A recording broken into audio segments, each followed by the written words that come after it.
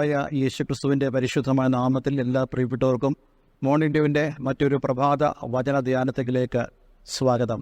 കഴിഞ്ഞ ദിവസങ്ങളിലെ ദൈവവചന ധ്യാനം നിങ്ങളുടെ ജീവിതത്തിൽ വളരെ അനുഗ്രഹപ്രദമായി തീർന്നു എന്നറിയുന്നതിൽ വളരെ സന്തോഷമുണ്ട്. ഇന്നത്തെ നമ്മുടെ വേദ വചന ചിന്തയ്ക്കായി മത്തായിയുടെ സുവിശേഷം 25 അധ്യായം അതിൻ്റെ 14 മുതലുള്ള വാക്യങ്ങൾ നമുക്ക് വായിക്കാം. ഒരു മനുഷ്യൻ പരദേശത്ത് പോകുമ്പോൾ ദാസന്മാരെ വിളിച്ച് തൻ്റെ സമ്പത്ത് അവരെ ഏൽപ്പിച്ചു. ഒരുവന് 5 താലന്ത്, ഒരുവന് 2, ഒരുവന് 1, ഇങ്ങനെ ഓരോരുത്തന് അവനവൻ്റെ പ്രാപ്തി പോലെ കൊടുത്ത് യാത്ര പുറപ്പെട്ടു.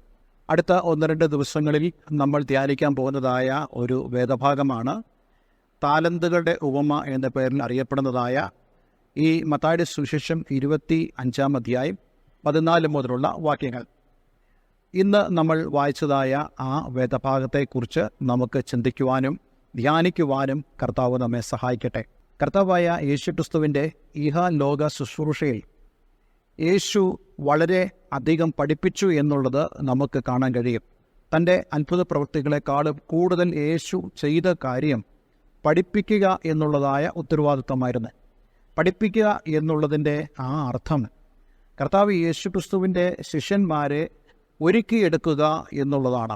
എന്ന് മാത്രമല്ല, ശിഷ്യന്മാരെ മാത്രമല്ല, അന്നു മുതൽ ലോകത്ത് ഉളവാകാൻ പോകുന്ന സകല ശിഷ്യന്മാരെയും ഒരുക്കിയെടുക്കുക എന്നുള്ളതായിരുന്നു കർത്താവ് യേശുക്രിസ്തുവിൻ്റെ പ്രധാനമായ ഉദ്ദേശം. അങ്ങനെ കർത്താവ് യേശുക്രിസ്തുവിൻ്റെ പഠിപ്പിക്കലുകളിൽ കാണുന്ന സെൻട്രൽ തീം എന്ന് പറയുന്നത് ദൈവരാജ്യത്തെക്കുറിച്ചുള്ള പഠിപ്പിക്കലായിരുന്നു. എന്താണ് ദൈവരാജ്യം? വിശുദ്ധ വേദപുസ്തകത്തിൽ പ്രത്യേകിച്ച് സുവിശേഷങ്ങളിൽ കർത്താവ് യേശുക്രിസ്തു ദൈവരാജ്യം എന്നുള്ളതായ സെൻട്രൽ തീമാണ് അവതരിപ്പിക്കുന്നത്. എന്തുകൊണ്ട് ഇതിന് ഇത്രത്തോളം പ്രാധാന്യം വരുന്നു എന്ന് ചോദിച്ചു കഴിഞ്ഞാൽ, യേശു ഈ ഭൂമിയിലേക്ക് കടന്നു വന്നത് ദൈവരാജ്യം സ്ഥാപിക്കുവാനാണ്. യേശുവിൻ്റെ മുന്നോടിയായി കടന്നു വന്ന യോഹന്നാൻ എന്താ വിളിച്ചു പറഞ്ഞത്? അവൻ വിളിച്ചു പറഞ്ഞത്, കാലം തികഞ്ഞു, ദൈവരാജ്യം സമീപിച്ചിരിക്കയാൽ മാനസാന്തരപ്പെട്ട് സുവിശേഷത്തിൽ വിശ്വസിപ്പേൻ. ദൈവരാജ്യം വരുന്നു എന്നുള്ളതായിരുന്നു യോഹന്നാൻ്റെ സന്ദേശം. എന്നാൽ യേശു കടന്നു വന്നപ്പോൾ ആ ദൈവരാജ്യം ഇവിടെ സ്ഥാപിതമായി തീർന്നു. ദൈവരാജ്യം എന്ന് പറയുന്നത് കർത്താവായ യേശുവും അവനെ രക്ഷകനും കർത്താവും ദൈവമായി ഏറ്റുപറയുന്ന വ്യക്തികളാണ് ദൈവരാജ്യത്തിലെ അംഗങ്ങൾ എന്ന് പറയുന്നത്. മറ്റൊരു തരത്തിൽ പറഞ്ഞാൽ ദൈവം രാജാവായിരിക്കുന്നതായ വ്യവസ്ഥയാണ് ദൈവരാജ്യം എന്ന് പറയുന്നത്. ദൈവം രാജാവായിരിക്കുക എന്ന് പറയുന്നത് ദൈവം നമ്മുടെ ജീവിതത്തിൻ്റെ കർത്താവായിരിക്കുക, അതേപോലെ തന്നെ അവൻ്റെ പ്രമാണം അനുസരിച്ച് ജീവിക്കുന്ന ആ ഒരു വ്യവസ്ഥയാണ് ദൈവരാജ്യം എന്ന് പറയുന്നത്. ഈ ഒരു വിഷയത്തെ കൂടുതൽ നമ്മൾ മനസ്സിലാക്കുവാൻ കഴിയുന്നതായ രീതിയിൽ യേശു ഉപമകളിലൂടെ സംസാരിച്ചുവെന്ന് നമുക്ക് വളരെ വ്യക്തമായി മനസ്സിലാക്കാൻ കഴിയും. ധാരാളം ഉപമകൾ യേശു പറഞ്ഞു. അതിൽ ഒരു ഉപമയാണ് നമ്മൾ ഇന്നിവിടെ ചിന്തിക്കാൻ പോകുന്നത്. എനിക്ക് ദൈവരാജ്യത്തെക്കുറിച്ച് പല കാര്യങ്ങളും നിങ്ങളോട് സംസാരിക്കാൻ ആഗ്രഹമുണ്ട്. ദൈവം അനുവദിച്ചാൽ നമുക്ക് താമസിക്കാതെ കർത്താവ് യേശുക്രിസ്തു ദൈവരാജ്യത്തെക്കുറിച്ച് പറഞ്ഞതായ വിവിധ ചിന്തകൾ നമുക്ക് ധ്യാനിക്കാൻ കഴിയും. എന്നാൽ ഇന്ന് യേശു ഈ പറഞ്ഞ ഉപമയെക്കുറിച്ചാണ് നമ്മൾ ചിന്തിക്കുന്നത്. 14 വാക്യം. ഒരു മനുഷ്യൻ പരദേശത്ത് പോകുമ്പോൾ ദാസന്മാരെ വിളിച്ച് തൻ്റെ സമ്പത്ത് അവരെ ഏൽപ്പിച്ചു. ഒരുവന് 5 താലന്ത്, ഒരുവന് 2, ഒരുവന് 1, ഇങ്ങനെ ഓരോരുത്തന് അവനവൻ്റെ പ്രാപ്തി പോലെ കൊടുത്ത് യാത്ര പുറപ്പെട്ടു. ഇവിടെ ഒരു മനുഷ്യൻ എന്നതിന് കർത്താവ് യേശുക്രിസ്തുവിനെയാണ് കാണിക്കുന്നത്.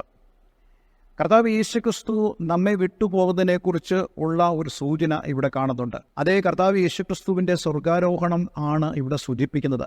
പക്ഷേ യേശു വെറുതെ പോകുകയല്ല.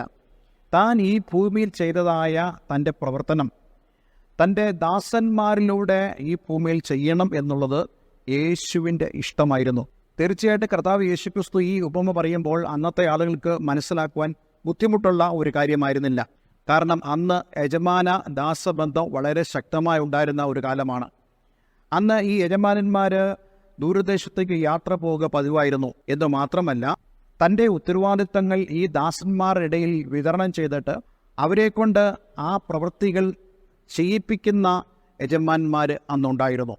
അതുകൊണ്ട് തന്നെ യേശു ഇത് പറയുമ്പോൾ ശിഷ്യന്മാർക്ക് മനസ്സിലാക്കാൻ ബുദ്ധിമുട്ടൊന്നുമില്ല. പക്ഷേ നമ്മൾ ഈ വേദഭാഗം വായിക്കുമ്പോൾ നമുക്ക് മനസ്സിലാകുന്നത് ഇത് കർത്താവായ യേശുക്രിസ്തുവിനെയാണ് ഈ മനുഷ്യൻ കാണിക്കുന്നത്. അവൻ പരദേശത്ത് പോകുമ്പോൾ ദാസന്മാരെ വിളിച്ചു. ആരാണ് ഈ ദാസന്മാർ? നമ്മൾ ഓരോരുത്തരുമാണ് ഈ ദാസന്മാർ. അവരെ വിളിച്ചിട്ട് തൻ്റെ സമ്പത്ത് അവരെ ഏൽപ്പിച്ചു. ഒരുവന് 5 താലന്ത്, ഒരുവന് 2, ഒരുവന് 3, ഇങ്ങനെ ഓരോരുത്തന് അവനവൻ്റെ പ്രാപ്തി പോലെ കൊടുത്തു. തൻ്റെ സമ്പത്ത് അവരെ ഏൽപ്പിച്ചു. ഞാൻ ഈ വേദഭാഗം ചിന്തിക്കുമ്പോൾ എൻ്റെ ഹൃദയത്തിൽ വരുന്നതായ ചിന്ത, യേശു തൻ്റെ സമ്പത്ത് നമ്മെ ഏൽപ്പിച്ചു എന്നുള്ളതാണ്. ആ സമ്പത്ത് എന്ന് പറയുന്നത് കർത്താവായ യേശുക്രിസ്തു ഈ ഭൂമിയിൽ തുടങ്ങിയതായ അവൻ്റെ ശുശ്രൂഷയും അതോടൊപ്പം തന്നെ അത് പൂർത്തീകരിപ്പാൻ നമ്മെ സഹായിക്കുന്നതായ ദൈവിക വിഭവങ്ങളുമാണ് അവൻ നമ്മിൽ ഓരോരുത്തരെയും ഏൽപ്പിച്ചത്. കർത്താവ് യേശുക്രിസ്തുവിൽ വിശ്വസിച്ച് അവൻ്റെ കൽപ്പനകളെ പ്രമാണിക്കുന്ന ഏതൊരു വ്യക്തിക്കും ഈ ഒരു സമ്പത്ത് അവർക്ക് അനുഭവിക്കാൻ കഴിയും. പലപ്പോഴും നമ്മൾ ഈ സമ്പത്ത് നമുക്ക് ലഭിച്ചു കഴിയുമ്പോൾ നമ്മൾ ചിന്തിക്കുന്നത് മറ്റൊന്നാണ്. അതിനെക്കുറിച്ചാണ് നമ്മൾ അടുത്ത ദിവസങ്ങൾ ചിന്തിക്കാൻ ആഗ്രഹിക്കുന്നത്. പക്ഷേ ഇവിടെ ഒരു കാര്യം സ്പഷ്ടമാണ്, ഈ സമ്പത്ത് ഈ ദാസന്മാരെ ഏൽപ്പിച്ചു. എന്നിട്ട് ഇവിടെ കൊടുത്തിരിക്കുന്ന വാക്ക് വളരെ ശ്രദ്ധേയമാണ്. ഒരുവന് 5 താലന്ത്. എന്താണ് താലന്ത് എന്ന് പറയുന്നത്? താലന്ത് എന്ന് പറയുന്നത് ഒരു നാണയമല്ല. പലപ്പോഴും അങ്ങനെ ഒരു ചിന്ത നമ്മുടെ ഉള്ളിൽ ഉണ്ടാകാറുണ്ട്.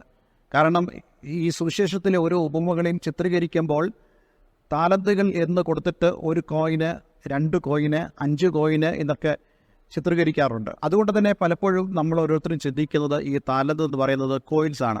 അല്ല, മറിച്ച് താലന്ത് എന്ന് പറയുന്നത് ഒരളവാണ്. ഒരു വേദവ്യാഖ്യാനി ഇപ്രകാരമാണ് അതിനെക്കുറിച്ച് പറഞ്ഞത്. ഈ താലന്തുകൾ എന്ന് പറയുമ്പോൾ ഇവിടെ 1 താലന്ത് എന്ന് പറയുന്നത് ഒരു മനുഷ്യൻ്റെ 20 വർഷത്തെ അധ്വാനത്തിൻ്റെ ഫലമാണ്. അത്രത്തോളം മൂല്യം ഉള്ളതായ ഒന്നായിരുന്നു ഈ താലന്ത് എന്ന് പറയുന്നത്.